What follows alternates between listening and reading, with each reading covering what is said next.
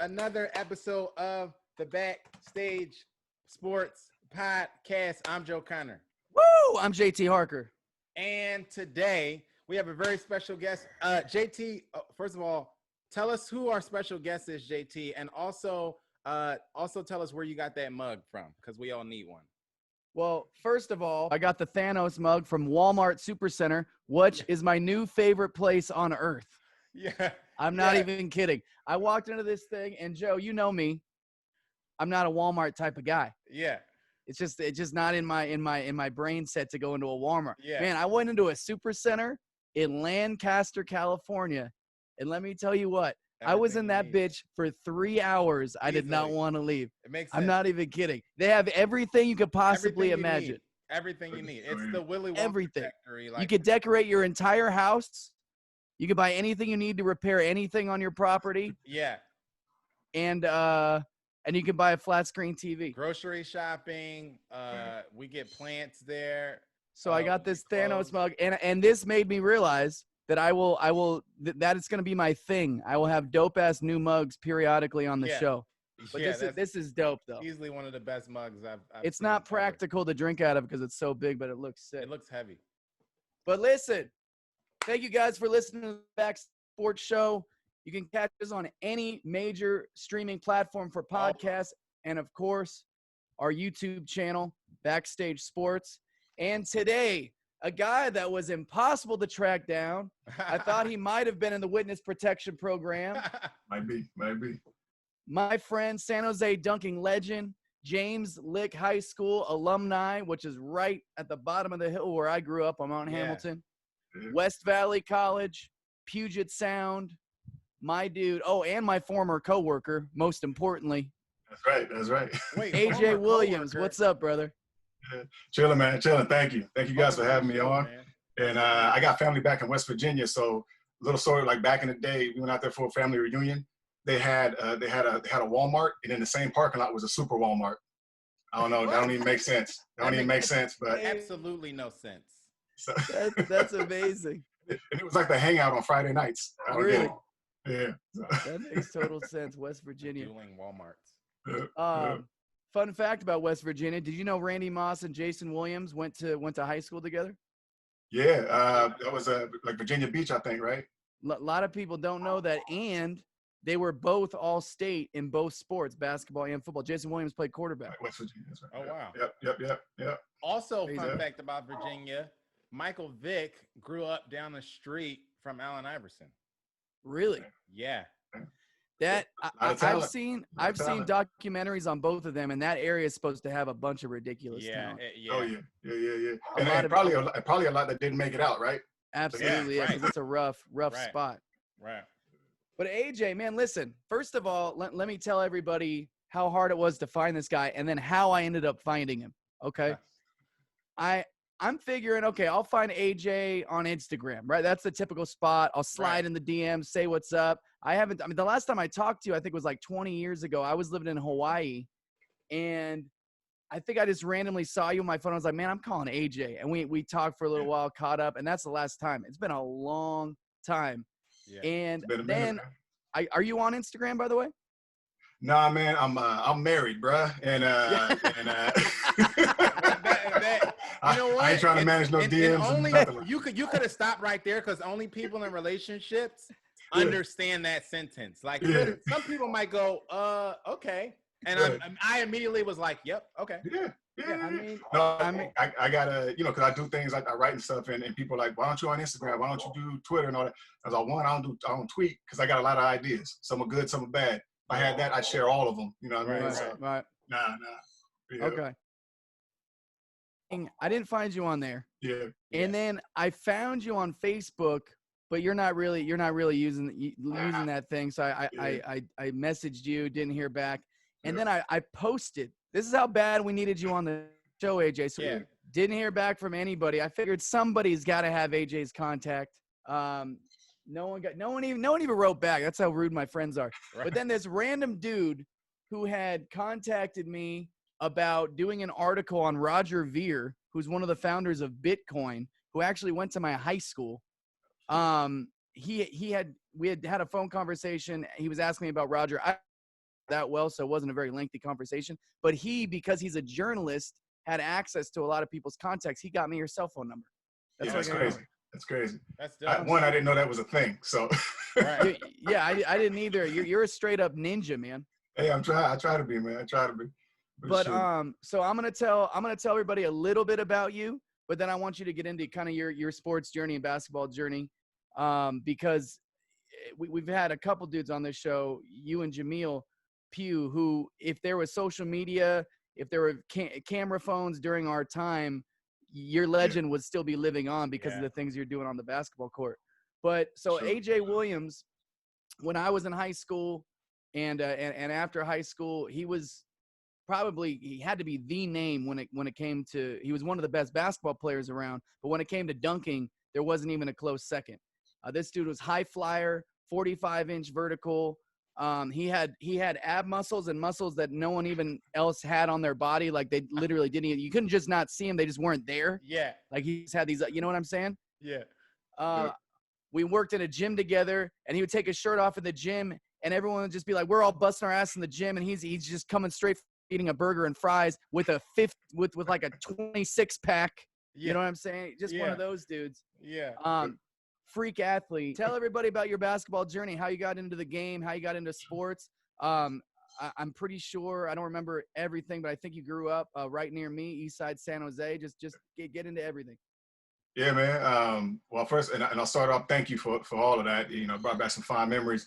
But I'm gonna tell y'all, like, I'm eventually gonna have to tell my kids, right? Is that once I used to have hops and I used to have hair, right? So I mean, it's, you know, but yeah, no, man. For me, let's see, started playing. Actually, got into it late. My younger brother's like 4 years younger than me.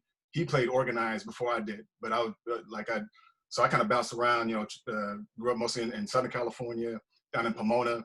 So I played street ball a lot, but my first team wasn't until like 7th grade. Right, you know, so, and I was like 5'3" at the time. You said you grew up in Pomona?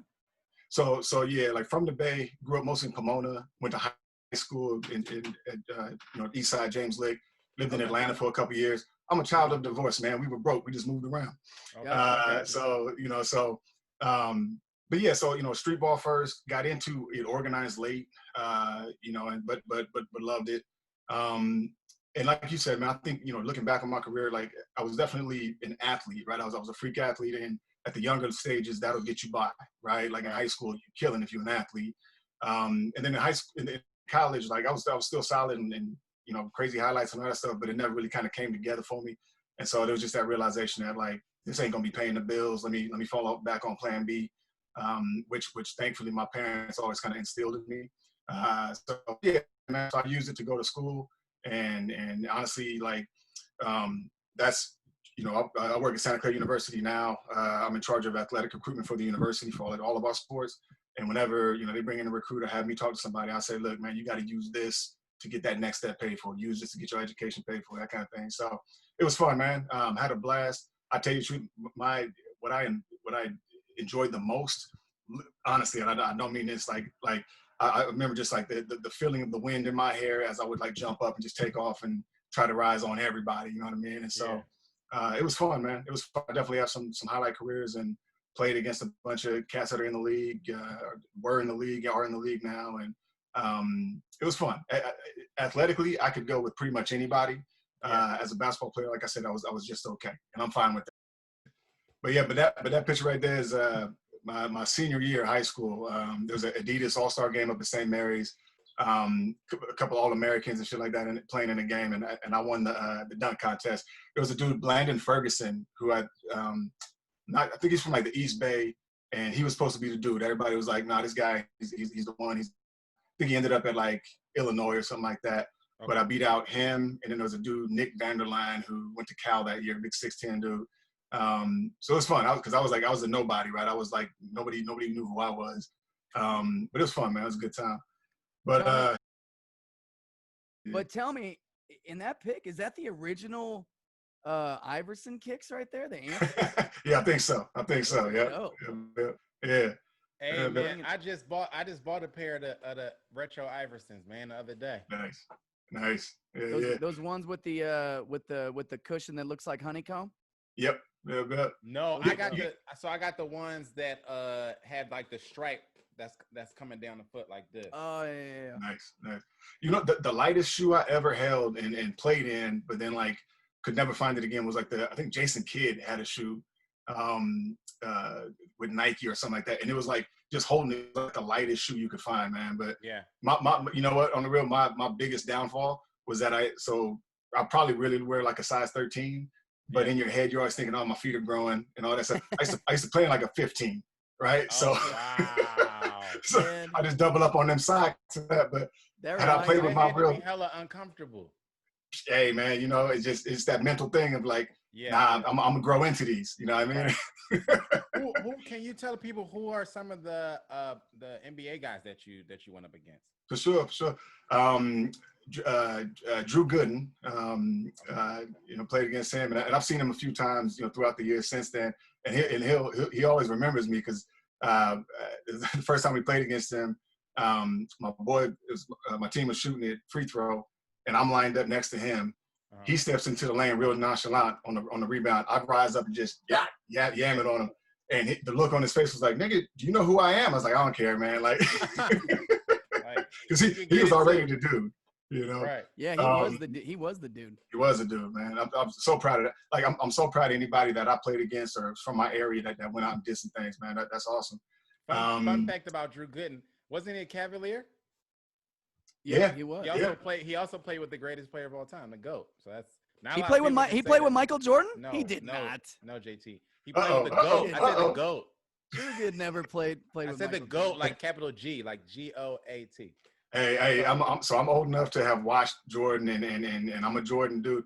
I'm a LeBron guy in the sense that we've never seen a physical specimen like him on the court. You know what I mean? But in terms of that killer instinct, man, I got to give it to Jordan. I completely agree. but he's a beast, man. He's a beast. But no, so him, Speedy Claxton. Speedy Claxton was actually guy. Speedy played in Philly. I remember Speedy. Yeah, he's one of the only people that ever dunked on me. Speedy could get up. He was small, but he can get up. Yeah. Well, it was a backdoor, JT. Like he cut somebody through the lob. I turned around. I was like, damn. And I sneak attack. Oh god, yeah. I used to hate my team getting dunked on, or me personally. I would never get dunked on except for like a handful of times.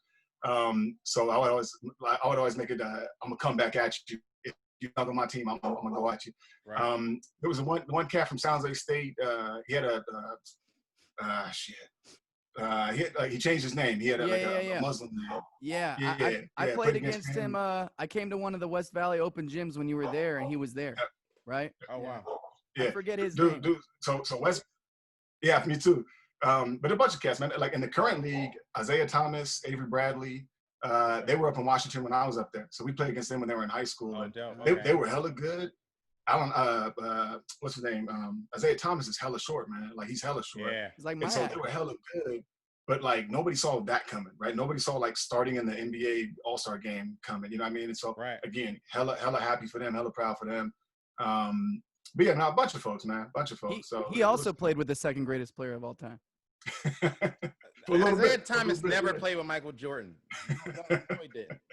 Never. So Joe, I gotta tell you, AJ on the basketball court, off the court, he was funny, smart dude. We had a blast. We even started right when I started doing music. I had a drum machine at home, piano, and AJ would just come over and we would just like throw ideas around, like just So he's multi-talented dude. But on the basketball court, this dude never smiled. It was a serious thing, and he was looking to kill everybody. Yeah. Everybody.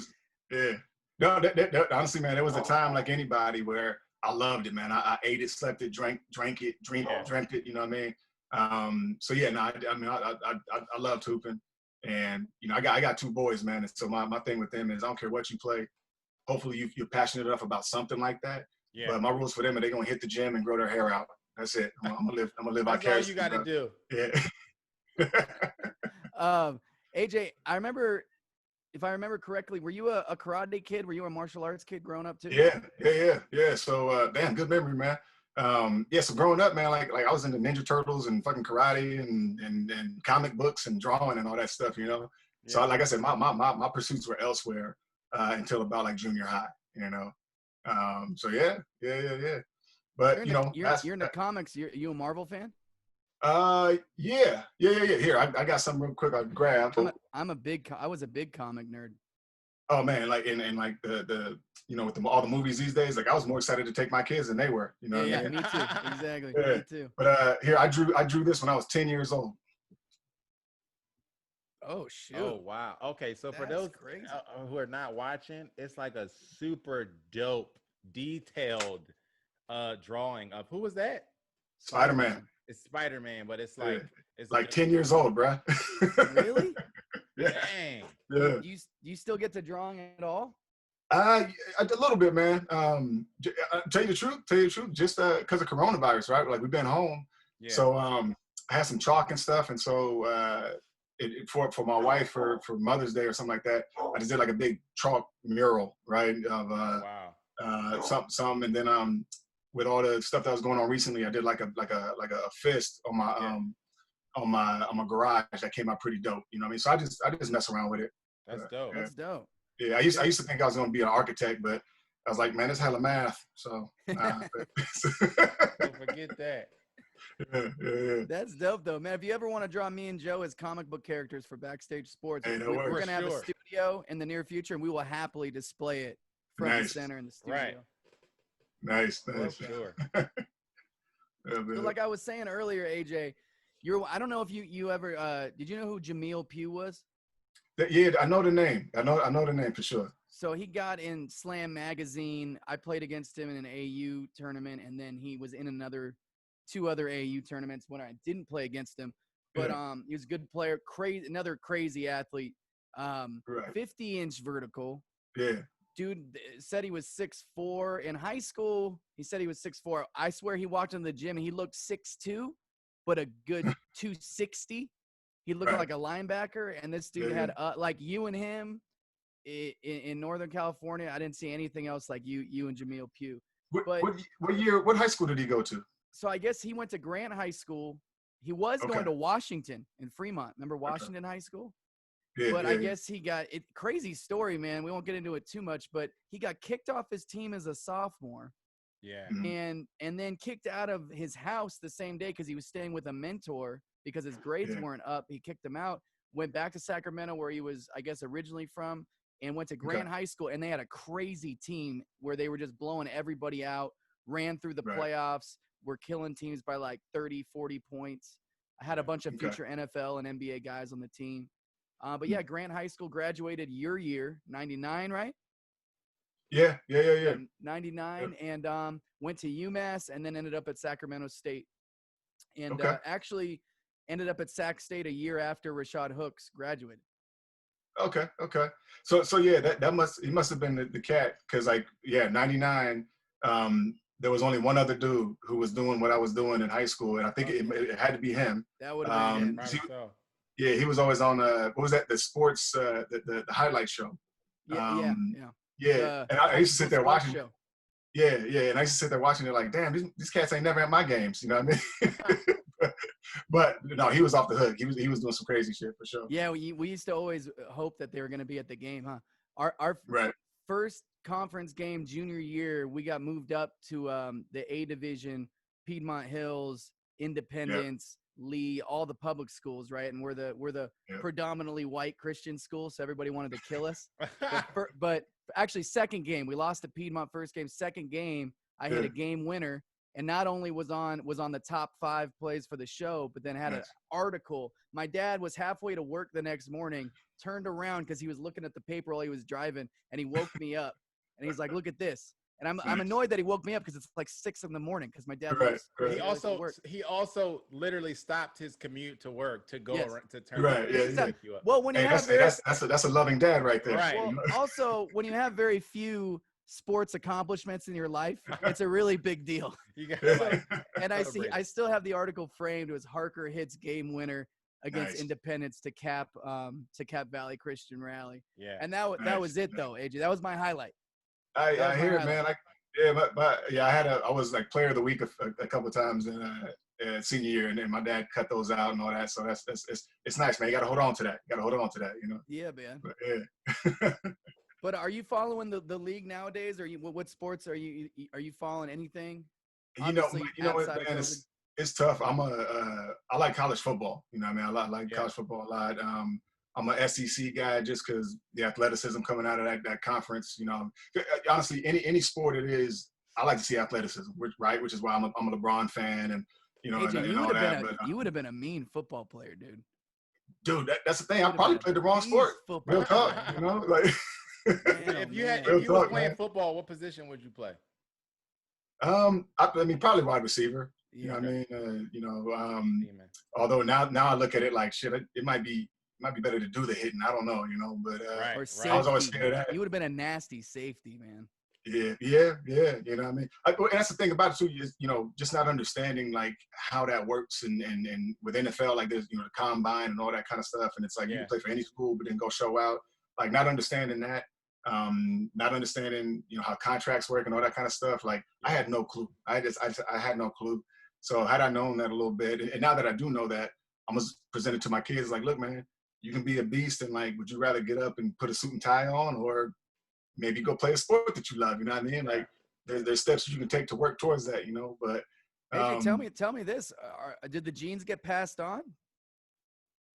it's too early to tell. Too early Okay. to tell. You know, I got a 6-year-old and a 2-year-old, and So I the really, you know, I'm so the 6-year-old can't dunk yet. not yet. He's Okay. close. He's close. Yeah. Net. He's grabbing the net. Yeah. So, you know, but honestly, man, I'm not gonna, because I got burned out, right? I got burned out with hooping on, so I'm not gonna push anything on them. You know, like I said, I just, you know, they will, in my household, you will be fit. Yeah. You know, and you know, and all that kind of stuff. But I think my oldest, he has my build, you know, just kind of lanky, kind of string bean, you know, gonna have to work to bulk him up. My youngest, man, he's that medium-sized Samoan I was aiming for. You know what I mean? And so That's perfect. The ain't important nobody thing, Samoan in the house. the important thing is that you continue to dunk on your kids. You know what I'm saying? Oh, of course. Especially Yeah. at this age, make sure Exactly. that they, you know what I'm saying, let them know, like, just age is nothing but a number. You can still get it in this household. You know what I'm Exactly. saying? That's the Exactly. important thing. Listen, AJ told me when I talked to him on the phone that he hasn't played in a long time, but I'm telling you right now, if he went out to find a rim right now, regulation rim, or even a 12-foot rim, someone that didn't know what they were doing when they put it up, AJ will still put it down. I guarantee you. Yeah. I guarantee you. I've dunked. I did back in the day. I dunked on an 11-foot rim for sure. So, There you go. yeah. AJ, remind me, no, how tall are you again? man, I'm 6'3" and some change. Okay. When they put me in the program, I was 6'5", but again, that's 2 inches of hair. You know what I mean? Right. But yeah, So 6'3" and some change, man. And was like 180 at my playing weight. I'm 225 now. You know, but yeah, 180 of pure, unadulterated muscle. Yeah. I was strong. I'm telling For you, sure. dude. Yeah. This dude was, but the physique was otherworldly. I'm telling you right now. I was a black Bruce Lee. You know what I mean? Exactly. That is a comparison right there. Yeah. He'd hit the weights. Like, I was like, man, how many times you work out? Like every day, twice a day, every other day. No, I get in like once a week, and I do a little bit of curls and a little bit. Like, okay. Nah, exaggeration there. I worked at it. Yeah. But yeah. Man. So no, you know, it was fun, man. It was fun, and you know, JT, as you said, like when we were talking, man, like sports just take you so many places. You know what I mean? Yeah. And took me all over the country. And you know, I like, you know, just my good friends, the dudes I played ball with. You know, when I got married, those are the dudes that were in my line, kind of thing. Yeah.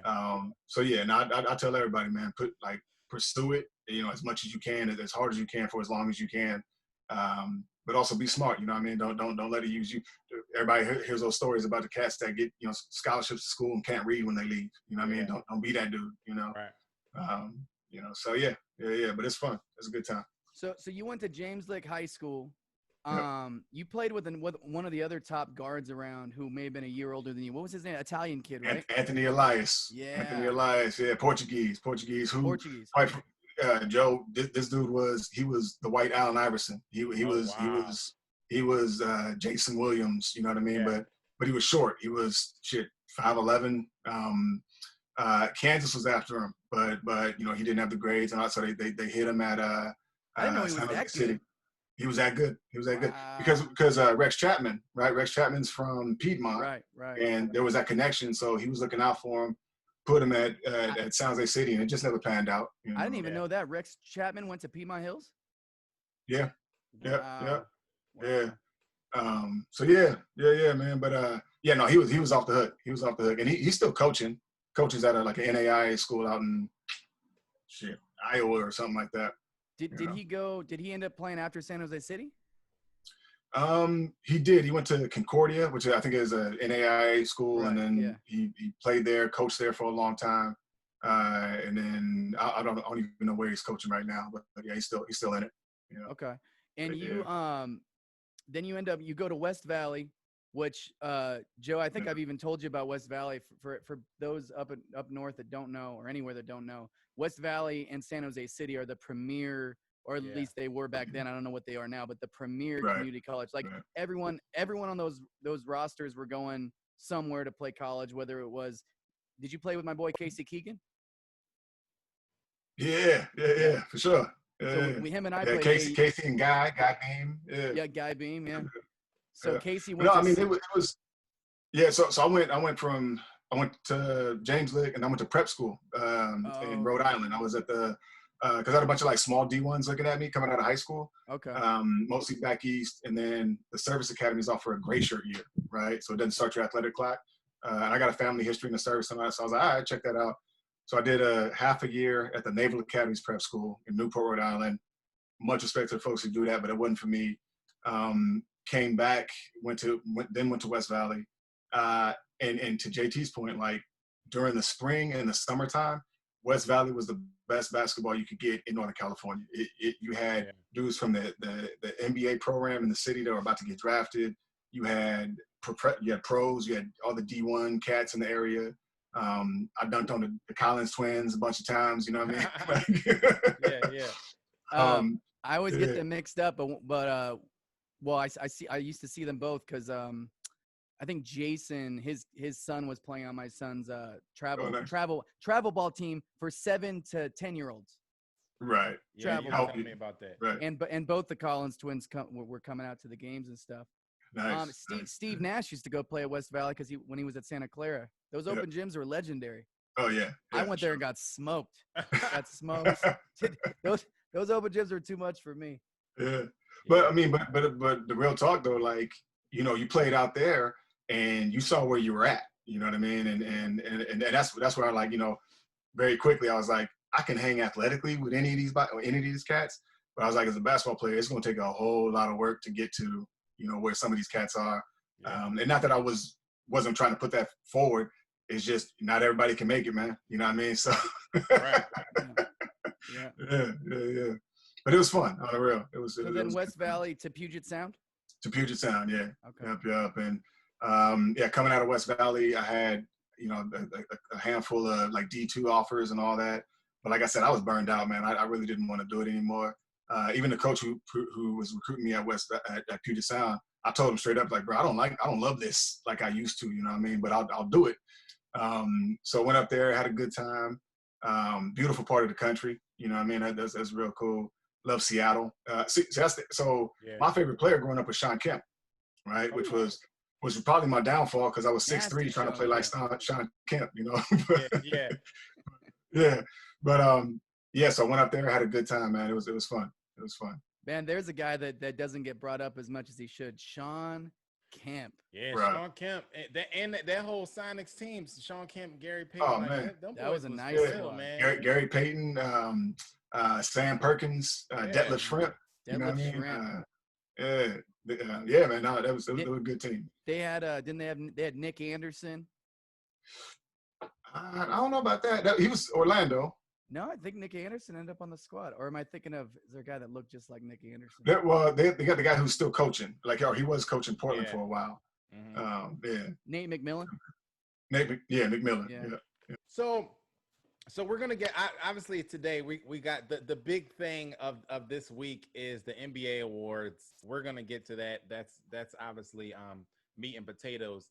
But the NFL finally put out what their approach. It's not like really a plan, but it's their approach in air quotes to trying to restart the NBA season. I mean, the NFL season. It's when you read it, it's a lot of mishigash. It's not like a lot of, solid, hardcore plans that you can look at and say, like the NBA had with the bubble and everything like that. They're going to cut out preseason games. They're saying, you have to limit your staff to like 50% of your normal staff. They put out a bunch of other things that just kind of seemed like it was them brainstorming. And then the NFL players have come out in kind of droves and started to basically tweet their discomfort with everything that's going on. Hersey Hawkins. That's who I was thinking of. Yeah. Sorry, Joe. Continue. Yeah, but the pretty much like players have been coming out one by one on Twitter, on Facebook, on their Instagrams, basically voicing. Wants to hear from Drew Brees right now. Drew Brees. Hey. That's the thing. It's big names. Like Drew Brees came out and said, said something. Russell Westbrook has come out and said, I'm concerned his wife is pregnant. At this point, are you nervous about the NFL season actually happening and finishing, or do you think they're gonna get it together and just end up having a season? Oh man, Nah, I don't see it happening. I don't see it happening. But I'll put it this way though. Follow the money, right? Like that's too much of a. It's too big. It's too big to fail, as they say. You know what I mean? Yeah. Player safety be damned. Like and the NFL's already proven themselves to operate that way. Right. It's about the money to them. It's about the money, man. So. I work in education, man, and so like schools can't figure this shit out. Like I don't see how they're going to. You know what I mean? So right now everybody's grasping, trying to figure out how to make this work or get back to life as it was. I don't see the NFL being able to figure that out because think about the nature of the sport. You know what I mean? Like it's dudes coming together and big like like how it's do you like rugby, social distance in a huddle or like with a 50-man roster? Like I don't know. Right. I don't. Man, can I just say something? How does the NFL? I'm reading these things from respected players. How does the NFL keep coming out on the wrong side of every social issue that ever comes up in the history of social issues? You ever see the owners' meetings? Exactly. That's why. That's exactly why. Because you have a bunch of billionaire, entitled. I mean, yeah, God, man, well, it's embarrassing, is what it is. Yeah. But meanwhile, the NBA gets everything right. Yeah, everything. They try, yeah, for sure. I'll say what if the difference is to me, real quick. Don't lose your thought, AJ. Yeah. The difference to me is the governing body, right? Like the NBA has Adam Silver. Before that, I forget the commissioner's name. David Stern, who passed away. And it's kind of like they are given carte blanche to make these decisions, to do whatever, to make the hard choices, to be the face, to do what they need to do.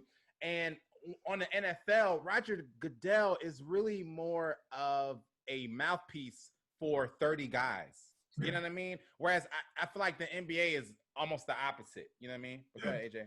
No, I agree with that point. And I also say in the NBA, the players have more power. The players have more leverage. Absolutely. They have more reach socially and all that, But no, I mean, honestly, and I'm not sure which season would start first, but if college football is able to go, the NFL will go. So that's, because college football, let's not forget, that's a $1 billion industry. You know what I mean? And so, and all of college sports really are looking to college football because that's the first big one. And if they can figure it out, then the rest of the sports will go, but getting into that, AJ, I'm glad you brought college up.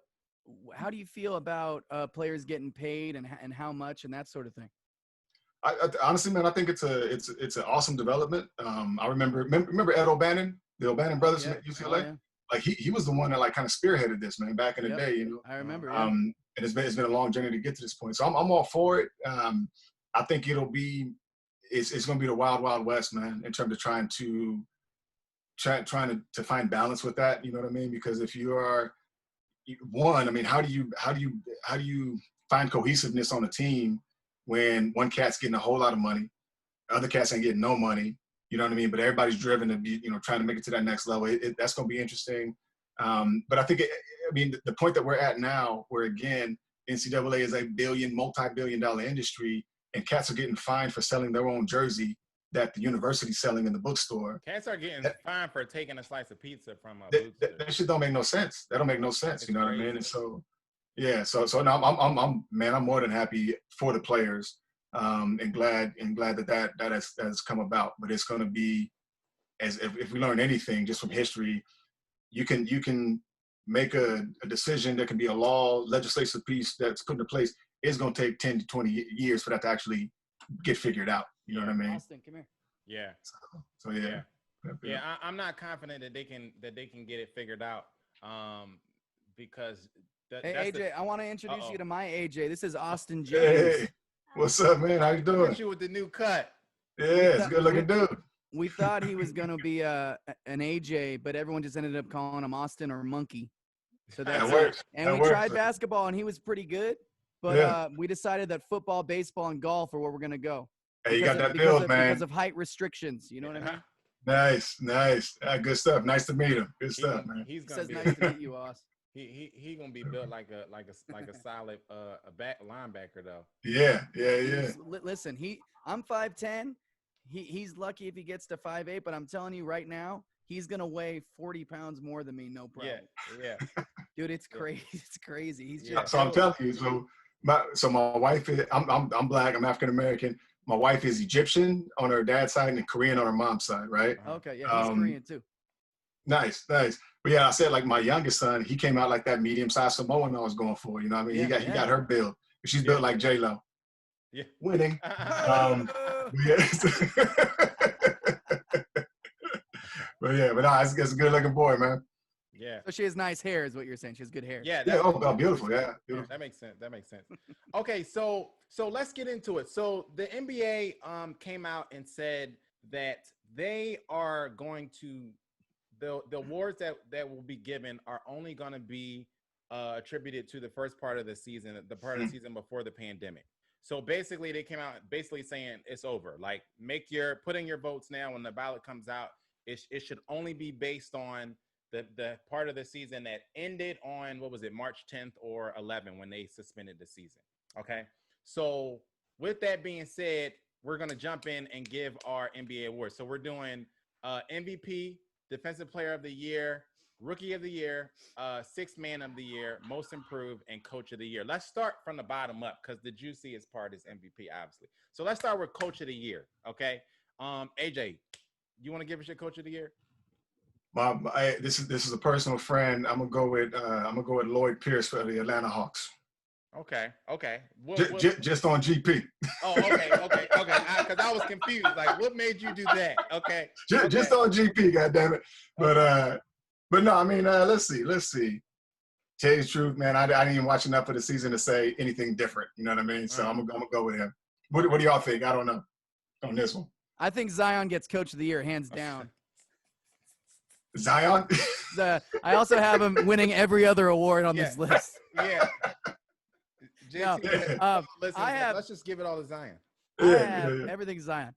Taylor Jenkins. Does anyone in this conversation know who he coaches for? No. He coaches the Memphis Grizzlies. Okay. Who, despite their goofy mascot and uniforms, actually play in the National Basketball Association. Right. And he brings this team, albeit with an amazing rookie, to a playoff spot with amazing young talent: Brandon Clark, Jaren Jackson Jr., Tyus Jones, Dylan Brooks, Jonas Valanciunas, I think is how you say his name. Valanciunas, like you're chewing something. Yeah. To the 8th seed, I believe, is where they're going. They're 8th seed spot. in the playoffs. They weren't supposed to do anything, and I think their talent's underrated. I think they have a fantastic rookie in Ja. Yeah. He also has the coolest name. Him and Zion have somehow the coolest names out of all the rookies. And Yeah, it's Taylor Jenkins. I don't even know what he looks like. I just know what he I'm did. about to say I don't either. I have no, me neither. But I don't hate that. Like I think that that he's done an amazing job with that team. And we're going to talk about that team and Ja some more obviously when we talk about the Rookie of the Year battle. For sure. I got Billy Donovan. I think the job that Billy Donovan has done with this team is really underrated, like completely underrated. We don't talk about it enough. I don't hear the NBA guys talk about it enough. He lost 3 of his starting 5 players, which one of those players, including an MVP, obviously, and Russell Westbrook, but Paul George as well. After basically dismantling their punting on the season, which they were supposed to be punting on the season, and the odds makers told them basically said that they would only win around 31 games. They're 40 and 24 now. How dare they disrespect CP3 like that? I'm offended. I'm offended. And that's the thing. Like, he's doing this. They're in the 5th spot in the West. They're trying to make the playoffs, and they're doing this being led by a dinosaur. Like, you know what I'm saying? Like, we love CP3, but CP3 is old. He's not the player that he used to be. He's not the CP3 from Charlotte. And their second best scorer is who? Like Dennis Schroeder? I think who's a candidate for 6-man candidate for 6 man of the year. And he's got the dopest hair in the league. Yeah, that's debatable. But I think Billy Donovan has done a great job. I think he really deserves to win. I like that one. I like that one. I've always liked Billy. Since the Florida days. Yeah, shout out Billy Donovan. Okay, let's go with most improved player. Who did you pick, AJ? I'm gonna go with Zion, man. I was like, wait a minute. Shit, man. You know what? Again, Listen, don't. He improved from his first game to the 5th game a lot. He did. A lot. You know what I mean? Come on, man. Great improvement from game 1 to game 18. Right. Another one I had to look up. But listen, I'm going to give you my guy, and I'm going to tell you why, and I have very, very good reasons for it. Okay. Duncan Robinson, who ironically isn't a very good dunker, but Duncan Robinson, undrafted, to breaking the Heat's all-time three-point record in a season. 3-point record in a season. I mean, like, listen, guys, and you guys, I hope, can feel me on this. White guys don't get love in the NBA. Nothing's changed. And if they do, it's because they're Euro and they talk funny. So it's like the real, like, original white NBA players kind of don't exist. And the last guy to really get love was Steve Nash, who's Canadian. True. So no American white boys get love. Dan Marley. Come on, man. Dan Marley in 1995. That's the last time. Listen, Dan Marley used to have the dunk where he grabbed the one side. He was nice. And up on the other side. Oh, Dan Marley was nice. Jason Williams. What about Jason Williams? There have been some guys. There have been some guys. It's few and far between. And a guy shouldn't have to go get white boy tatted on his knuckles to get attention in the league. Right. Okay. Listen. Hey, what's that? It reminds me of what? Coming to America. Like, that's they won. Yeah. Hey, we're getting hats made for this show, and everyone's wearing them. AWPM, all white players matter. No, I'm sorry. No, American white players matter. That's what it is. We cannot go down that road. We cannot. Us white boys should not have to have road. Should not have to have crazy accents to be good NBA basketball players. I'm saying it right now. So tell what's his name again? Duncan Robinson. Robinson. I'm gonna give him his credit. I have watched them play. They and it's because they have a lot of unsung heroes like him. So shout out to Duncan. Okay, it's not. I'll take that. Yeah. Also, out of University of Michigan, which, as we all know, is one of the whitest schools you could possibly go to. It is. People think of the Fab Five when they think of them, but dude, that school is historically, because education, Michigan. Yeah. Duncan Robinson, man, Duncan good Robinson. for you. Undrafted. Nice. Okay, I'm going with most improved. I'm going with Jason Tatum. Jason Tatum. We talked about him the other week. He's made he's made a lot of improvements, not only on the offensive side of his game, but on the defensive side of the floor, where he's checking the other team's best player a lot of times. He's averaging 23 points, which is nearly double what he was averaging last year. He broke out this year and got his first All-Star team bid.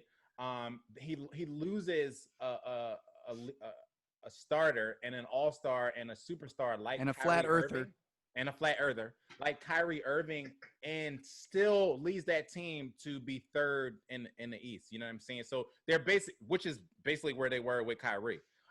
So basically that team hasn't really lost a beat. They're not there yet, but they're ascending, and it's because Jason Tatum. So I'm going with Jason Tatum for my That's a good pick. For my most what about the dude, the 3-point shooter for the Lakers, the Baldwin dude? 3-point shooter. Yeah, he's another white guy American. Yes, AJ. Why am I blanking on his name? He looks like he should be an accountant. Yeah, he does. He does. Yeah, that guy puts in work, man. Yes, he puts in work. I don't think he gets enough. I don't think he gets enough minutes. Why am I forgetting his name? He's gonna play a lot more now, though. Now that there's no Avery Bradley, Rajon Rondo, and there's no Rondo. He's gonna take the fair share of the minutes. I'm forgetting his name too. I'll have it here in a second. But God, disrespect. But he would be if he played a little bit more. Him and LeBron actually have like one of the highest duo for in-game like PER player assist ratings from a duo or something like that. Alex Caruso. Caruso. Yeah. Caruso. We're the worst sports podcast of all time. I cannot think of his name. Okay, let's go 6th man of the year. Who you got, JT? 6th man of the year. My dude, former MVP. Do you know who I'm going to say? No. Derrick Rose.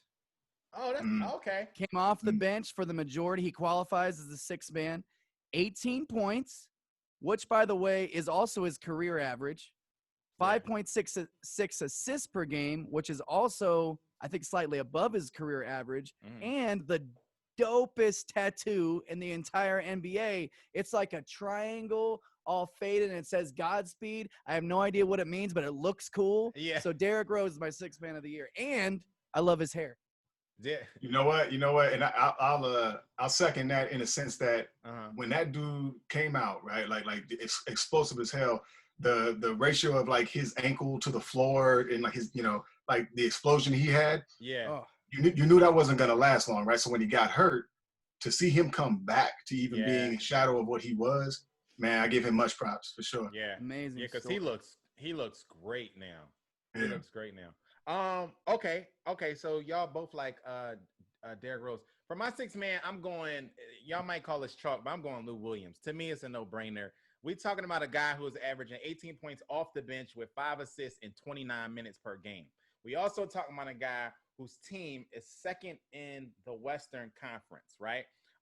We're talking about a guy who also he's on a team where the team's 2 best players barely play, right? So they've gotten the 2nd in the West with with Paul George and Kawhi only having played 28 games together. They got 44 wins, right? So those wins that they have gotten have come largely at the hand of Lou Williams leading them. You know what I'm saying?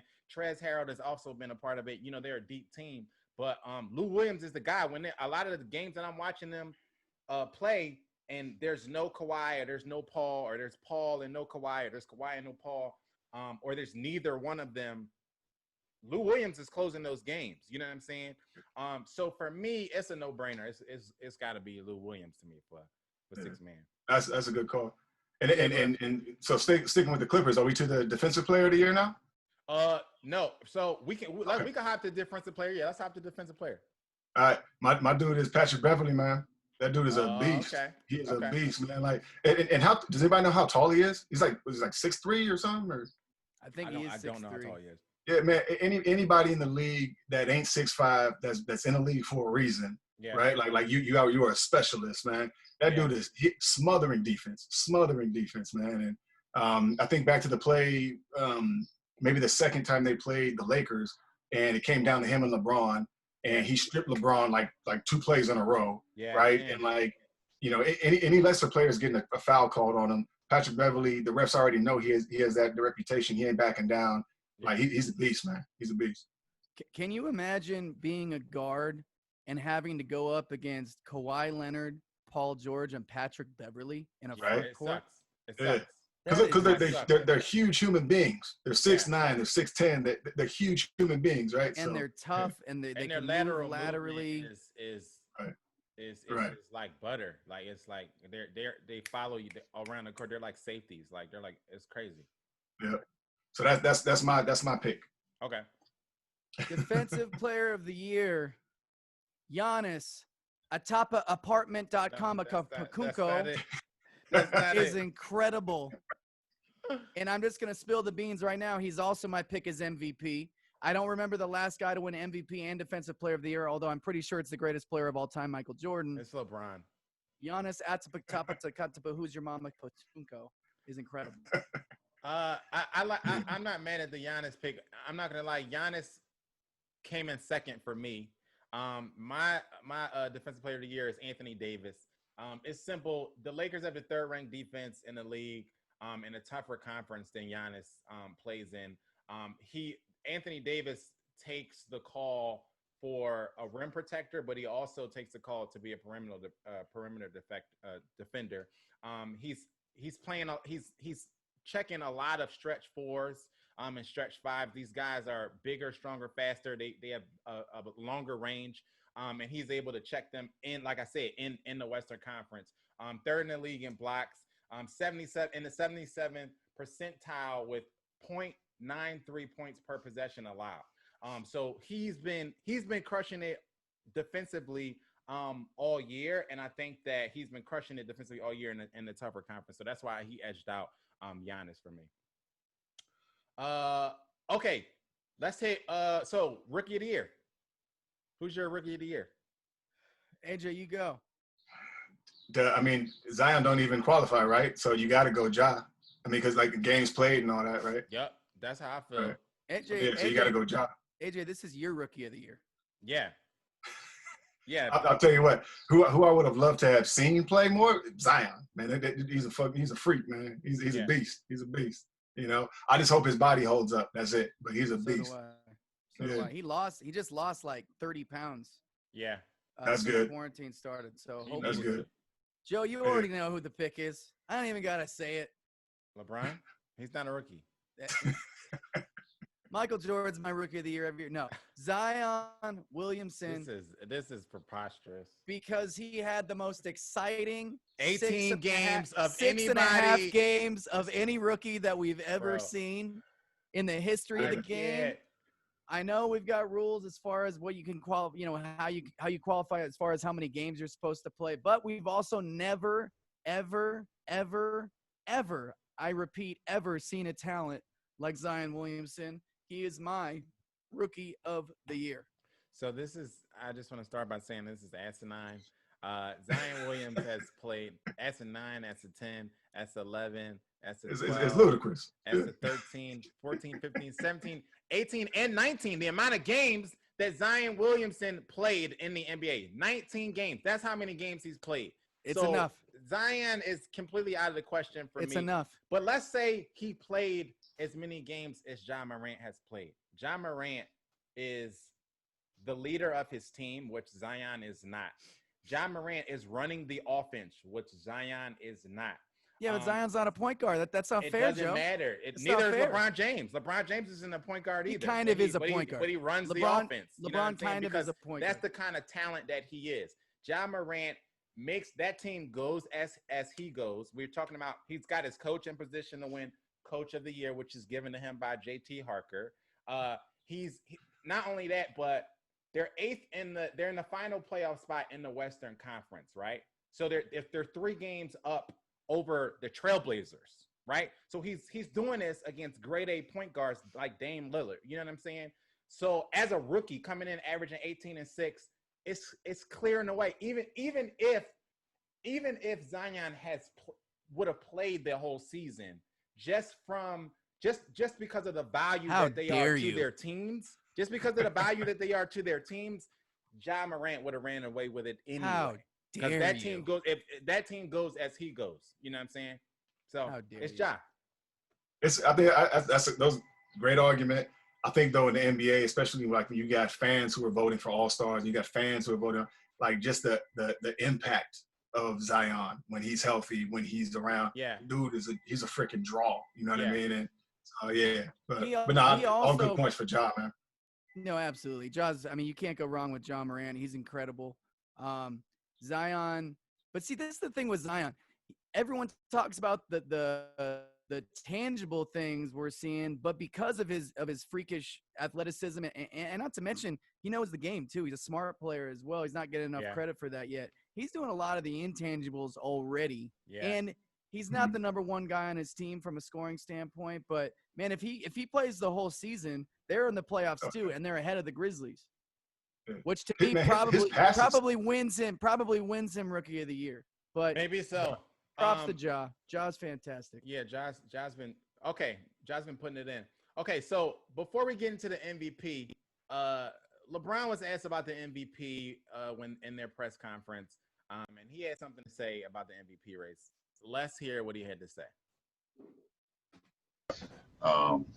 As far as the MVP race, I think show what I'm capable of doing. Not only individually but from a team's perspective. Us being number one in the West, there was a lot of conversation about, LeBron can do those things in the East, but if he ever came to the West, what can he do? So, I heard all of that, and to be able to have our team at the top of the Western Conference and playing the way that we were playing at that time and the way I was playing, that's definitely a good feeling. First of all, I thought that was the meme where he goes, where he got the cigarette in his lip, and he's like, I ain't give a damn. You know what I'm talking about? It could be, you could give it to Giannis the Kumpo, Giannis the football player. You can give it if you want to. Lakers in 4. Right. I'll start it off for this one. My pick is LeBron James.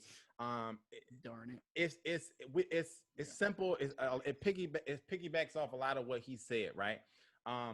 We heard all of the boo birds come out and say, well, he only going to the finals because he running through the East, and let's see what he do in the West. He's scared to come to the West. We heard that. I heard that too. I heard scared to come to the West. That's partly because they missed the playoffs last year. I have not heard from them in forever, by the way. So if you out there, please tweet at me, hop in the comments.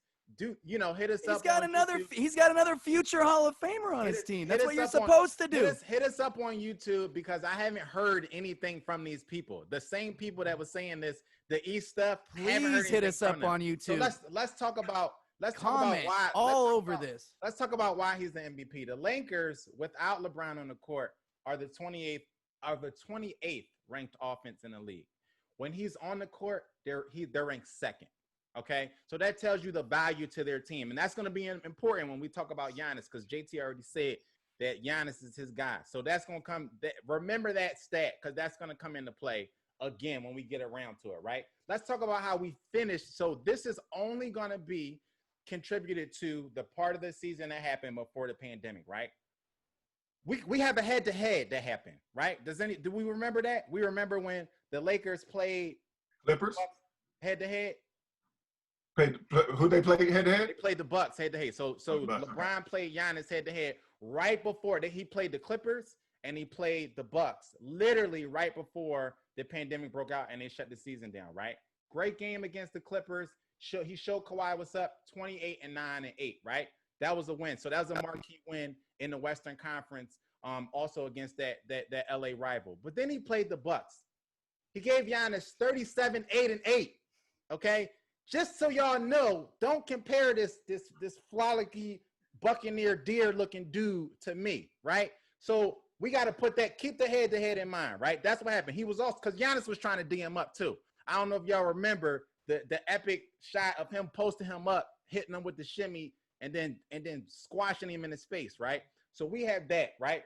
But then we also have to talk about the fact that he leads the league in assists, right? So just like the John Morant thing, he's making that team go. He's not only keeping up with his load in year 17 as far as scoring and rebounding goes, but he's also leading the league in assists. So he's also spreading the ball around and keeping the offense in flow more so than Giannis. We can't say the same thing about Giannis as far as that.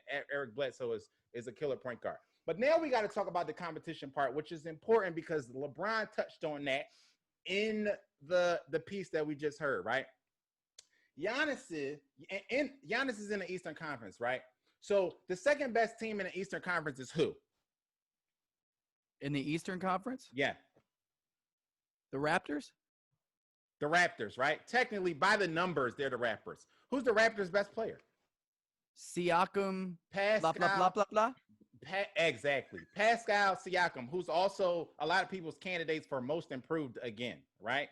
So the third best team in the Eastern Conference is the Celtics, whose best player is Jason Tatum, who's also in the conversation for, we just talked about most improved player, right? So he's also an all-star. That's just pure So disrespect. now pure we have, disrespect. So now we come up to the Lakers competition and what LeBron is going up against, right? Number one in the Western Conference. Everybody who said that whole LeBron was only doing it in the East and all that. Let's keep the same energy. I want to go with that. I'm gonna give it to y'all. Hold on. Let's say the Eastern is weak, the West is not. Let's go with that, right? This is LeBron, number one in the Western Conference, right? Year 17. Who is he playing against? Paul George and Kawhi Leonard. They on the same team. Russell Westbrook and James Harden. They two MVPs. They on the same team. Luka Doncic and Porzingis. They on the same team, right? Then we got Donovan and Jokic up in Utah, also on the same team. We got Dame Leonard and CJ McCollum. This is who he's going up against, right? The 8th seed in his conference has the Rookie of the Year in it in John Morant, right? First of all, I need to interrupt your LeBron extremism for 1 second. I need to interrupt this for 1 second. No, it's not facts. It's not facts. Because Jokic and Donovan Mitchell do not play together.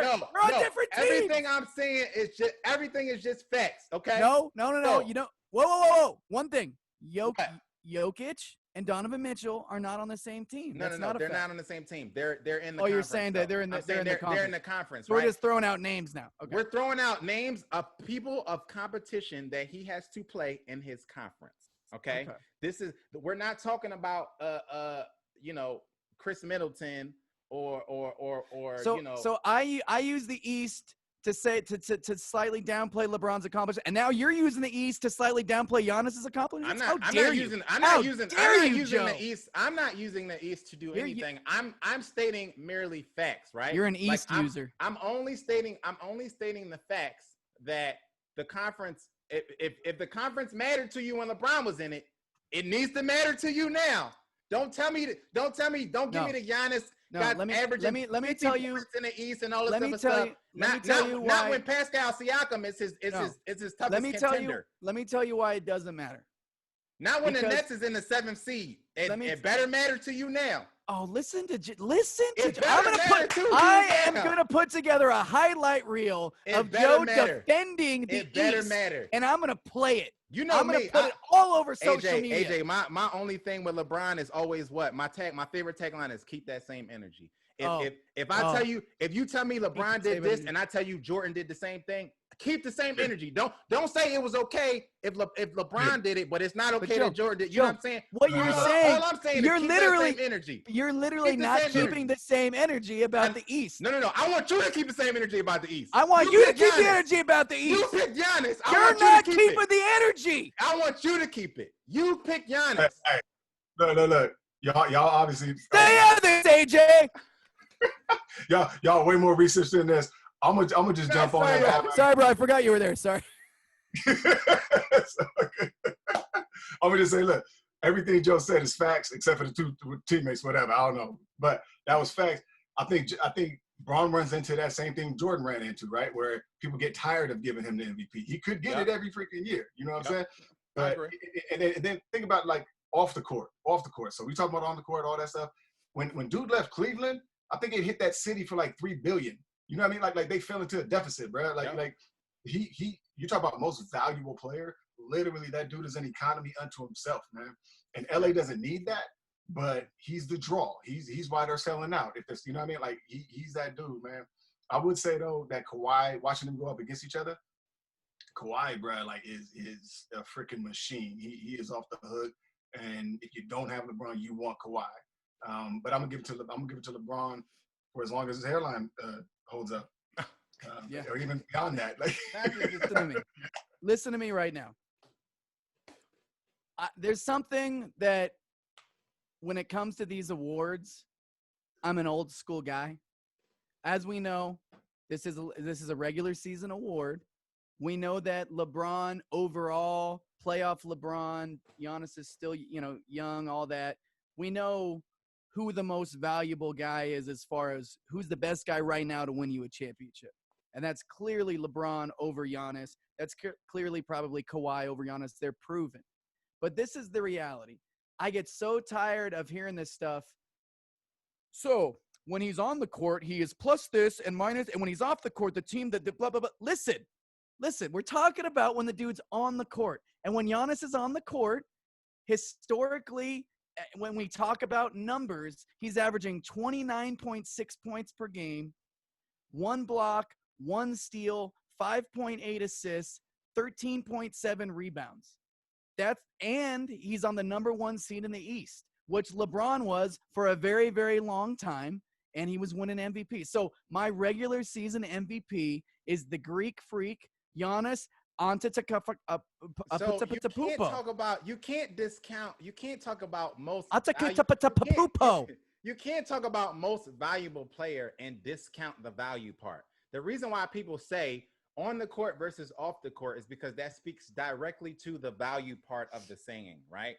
When Giannis is not there for the Buccaneers, that team is still a top 3 team in the East. Like, that's for untrue. Sure.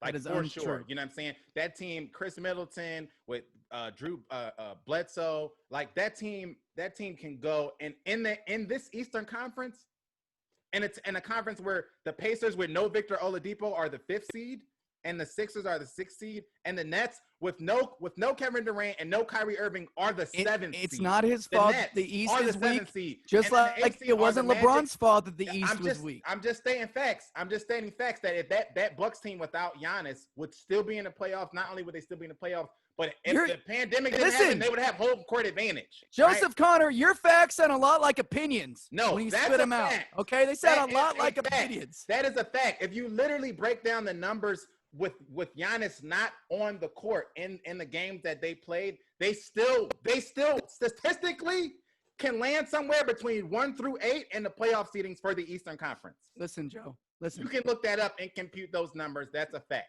You listen to me. So you listen to me right now. We can't take the value out of the most valuable player. You know what I'm saying? We just can't. Because you watch your mouth when you're talking to me. Okay. Wait. No. Shut your mouth when you're talking to me. Listen to me. Yo, does Giannis lose points though in the conversation for being one of them Space Jam cartoons? Because that dude is ridiculous. Like, he's ridiculously long, man. That shit ain't fair. That dude is 10 feet tall, man. He is, but he also needs to work on his shooting, because that's another issue. You know what I'm saying? Like, great defender, but mid-range jump shot is not there. It shows up in the playoffs. It also shows up in key games in the regular season, as it did when LeBron gave him 37, 8, and 8. Listen. Okay. Giannis is giving the league all the crazy numbers I just threw out. No, he's giving the Eastern Conference. He's giving the league. And I'm saying, let's keep the numbers I just threw out. If we discounted it when LeBron did it, let's discount it now. Don't tell me he averaging 50 points and 20 rebounds and all that. Nope. If you discounted it when LeBron did it, discount it now. Give him the MVP. Period. I'm talking about, and like your facts, like that's like me saying the greatest color of all time is purple. No, that's not. Because I think it is. Because I think it's purple. I don't know what else to do. Like, do I need to use sock puppets? Like, I'm telling you things that can be computed. Like, I'm telling you things that are numbers. This is statistics. Okay. I don't know. Why don't you understand this? Like, you're telling me if Giannis isn't on the court, they'd still be a 3 seed because of this player. That's not. No. Numbers. I'm saying if you look at the numbers, I just told you when LeBron James is not on the court with the Lakers, their offense ranks 28th in the league. When he is, it ranks second, right? You can also look at this the plus minus, right? That's the stat. That's a statistic that you can use, right? Look at the plus minus. Look at the stats when Giannis is not on the court. That team still falls in a place where they can place seedings from 1 through 8 in the Eastern Conference. They would still be a playoff team. And by watching the games, you can surmise that they would be somewhere between 1 and 4 in the conference. So we're down. So we're knocking Giannis. Would you put him at your number 2 MVP? I would give him number 2. I would give him the runner up. I'm okay with that. Okay. I'm okay with giving him the runner up. But we're putting him at number 2 instead of number 1 because he has more talent around him, which is not his fault. I think that it's not just that. We got to take context matters, so we got to take in the value to the team, right? The value. What does he bring? What does he mean to that team? Does he have more talent around him? Is his team deeper? Yes. Should that be is that his fault? No. Should it be taken into account when you're assessing the most valuable player? Yes, it absolutely should be. The other thing to take into account is I hate you. Okay, well, we can take that into account too. Okay. All right. So I think that means you won. That means I won. That's all that means. I'm used to it. It just means I won. Okay. So let's get out of here on some of this rapid fire stuff. So Antonio Brown announces his retirement again for the 3rd or 4th or 5th time. Okay.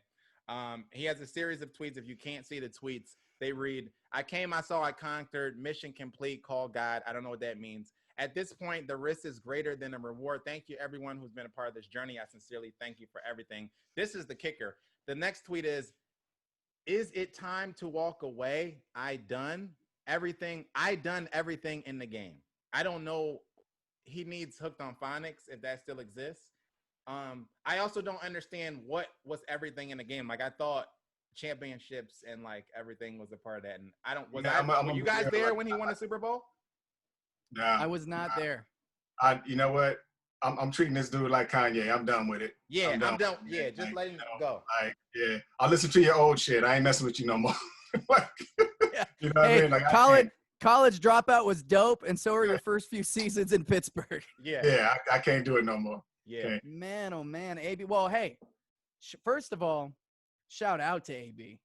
I'm gonna give him some love right now. First of all, shout out to AB. Because the first episode of this show, we had his incredible single, which I think was called "Runnin'." We did on the show. They muted it, and we are going to edit that into this episode here because it was so epic. Yes. So I love AB because he gave us content in our first episode that we will be able to use for the rest, for the rest of the existence of this show. That's a fact.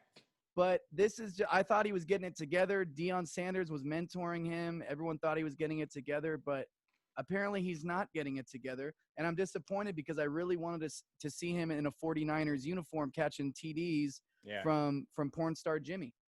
Yeah.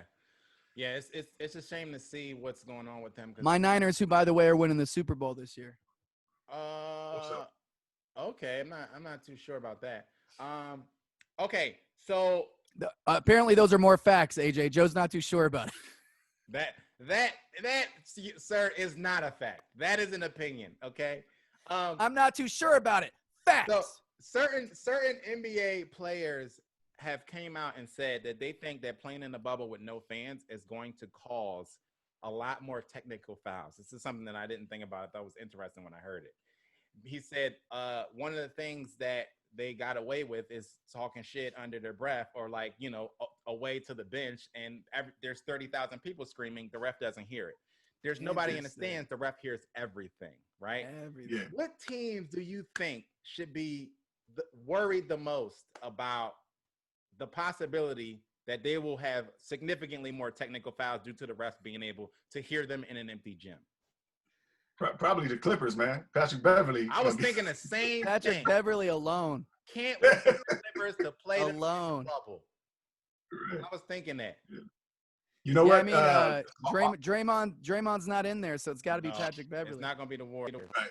I like what they do with soccer, man. My wife's big into soccer. We watch the Premier League. They pipe in old fan noise. Yeah. That's dope. That's like you watching it, you can't even tell. It's pretty cool. Yeah. Major League Baseball is going to do that too.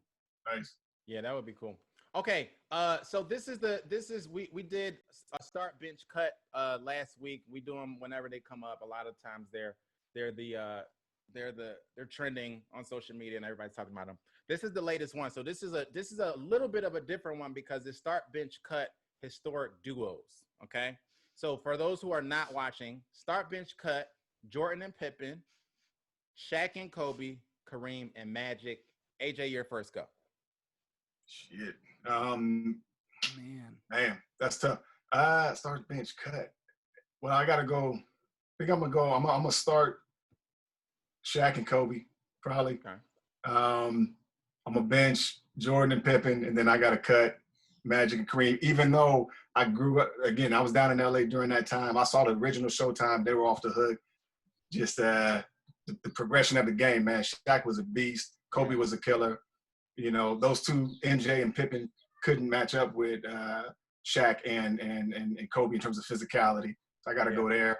And my bad, Magic and Cap. But yeah, I got to do that. Okay. Yep. All right. Listen, if we're playing 2-on-2, 100% Shaq and Kobe, because no one's going to guard Shaq, and Magic, unfortunately, would not really be able to guard Kobe. Although Kareem, people underestimate him and how great of a scorer he was. But I'd have to go Shaq and Kobe in 2-on-2. However, if we're talking about – this is tough because it's two guys. But if we're talking about a team, the Bulls purposely went and got big, dumb-looking – No, but it's not a team. It's the duo edition. So it's literally but you're starting them on a basketball team.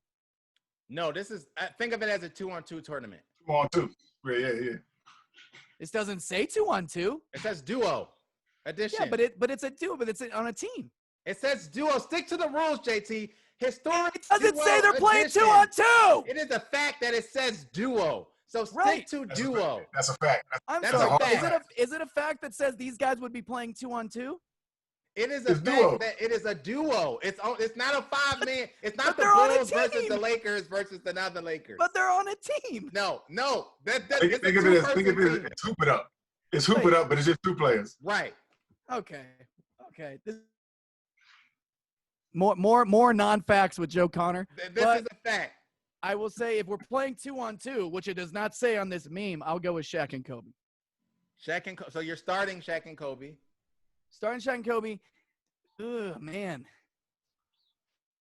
This is one of the hardest ones I've seen. If it's 2-on-2, which I'm pretty sure it's not, you got to go Magic Kareem at number 2 because no one's going to be able to guard Kareem, and you're playing half court, and that's just the way it is. So you're starting Shaq and Kobe. You're benching Magic and Kareem, and I'm cutting the greatest player of all time. Okay, let's just be clear.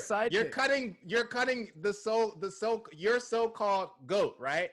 Let's just be clear. You're cutting him in a 2-on-2, which is a fact that is an official admission that he is not the GOAT. Okay. No, it's a different 2-on-2 is not the game of basketball. But however, I'll say right now, if MJ gets the ball first, that duo wins. No, you can't. You can't call it. Okay, we gotta. Yes, I can. We're done with JT because he screwed this up and turned this into so many things. This is start, bench, cut on a team. No. Tell me this. When you do a start, bench, cut with single players, are they playing 1-on-1? Yes. No, they're not. It's one versus one. It's start, bench, cut on a basketball team. No, that's not what it is. This whole time, JT did not understand. Our whole discussion last week was what he brings to a basketball team. No, but but you're comparing them. John Morant controls the offense. He's ball dominant. Of course, if it's 1-on-1, of course he's ball dominant. Okay, we're done. Of course he controls the offense. How can you not control the offense in 1-on-1? We're done with JT, guys. All right, this is what we're gonna do. I'm gonna play the game as correctly as AJ played it. Okay, we're gonna start, bench, cut, duo edition. Right. So if I had to start one of these two, I'm going to start Shaq and Kobe. Nobody is stopping Shaq. And I think Kobe can versus these guys, I think Kobe can D the guards up pretty well. So I'm taking Shaq and Kobe to start. If I'm benching somebody, I'm going to bench. I think I'm gonna bench Magic and Kareem. I'm benching Magic and Kareem because Kareem is also not as dominant as Shaq, but he's pretty dominant. Like, he was pretty unstoppable offensively. I think he would be in almost any era. But I think that's a duo, especially with Magic being such a big point guard. People don't realize how big Magic was just as a point guard. Like, he was LeBron before LeBron. You know what I mean? Just as far as like size and being able to orchestrate the offense. He would have been a problem to deal with as a point guard in any era. And I'm cutting Jordan and Pippen simply because just against these two duos, I don't see them edging them out. You got Pippen to shore up the defense that Michael Jordan was not able to do because he's not as great as a defender as him. We all understand that. Michael Jordan is the greatest defender of all time. He had Scottie Pippen for that. And all time. He's not going to be able, the last reason is really just because he's not really the GOAT. So, you know what I'm saying? Like, if the GOAT in any one of these duos is going to get it done, and you're starting the GOAT, okay? This is blasphemous. AJ, thank you so much for joining the show today. Thank you guys, man. Thanks for having me. It was fun. It was awesome. AJ, I'm sorry you had to tolerate this blasphemous behavior. AJ, it was a good time, man. You're welcome. Yeah. Tell the people. Hey, T, good to see you. Joe, nice to meet you, man. Yeah, man. Tell the people where they can follow you or where they can support anything that you got going on right now. Sure.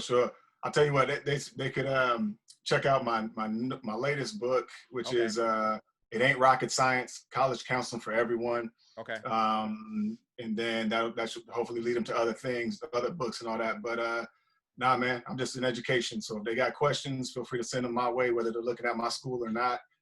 That's what I do, and I like doing it. So yeah, man. Okay, dope.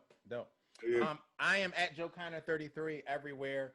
Please be sure to like and subscribe and turn your notifications on YouTube so you know when we're dropping a video, and also go follow us on all of the social media platforms at Backstage Sports. Absolutely. I am at JT Harker everywhere, and just got on TikTok, and I've got show clips on TikTok. We're about to be on Twitch. And we'll have a Backstage Sports TikTok and Twitch up soon. And obviously we're already on Twitter and Instagram, Facebook, and YouTube, and all major streaming platforms. Thank you guys for listening. Thank you guys for listening. This has been another episode of the Backstage Sports Podcast. Until next time, be safe and be great. Peace. Backstage Sports.